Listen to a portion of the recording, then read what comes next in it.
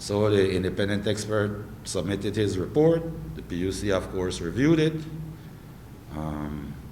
looked at things that had transpired since the initial decision, and we made some revisions to our initial decision. For this period that we're looking at, we all know that during that time we had some very high costs of electricity from Mexico. And so there was a shortfall. And basically the total that B.E.L needs to recover from customers for those shortfalls is $35.368 million.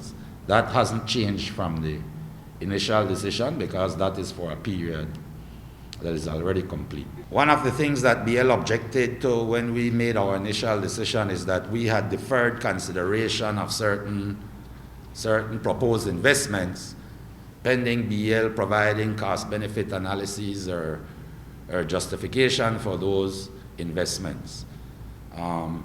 Several of those were things that B.E.L included in its objection.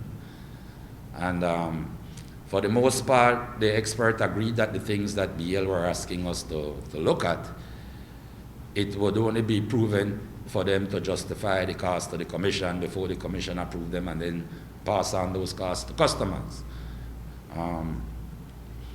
When we reviewed the regulated asset value that we had approved for the initial decision, and based on the comments from the expert, there was one item that we had said we had removed and we put back in the approved investment plan for B.E.L.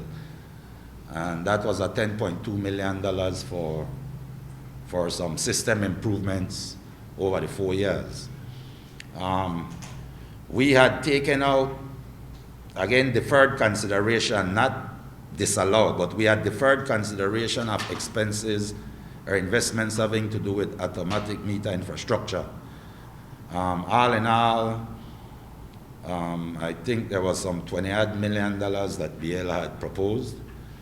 That was one of the items we said we needed justification. We needed a cost-benefit analysis before we approve it.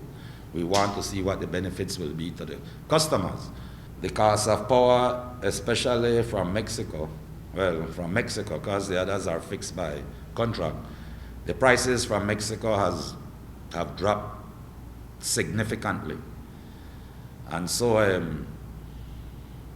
we had already projected much lower costs than B.E.L had forecast, and that is one of the main reasons why the rate that we approved was about 3 cents less than what B.E.L asked for, because we had already projected lower energy costs, particularly from Mexico, and now with the COVID situation, the prices from Mexico has been reduced even further than we had anticipated. And so basically over the 4-year period, we've adjusted the forecast cost for power downward by in excess of $60 million.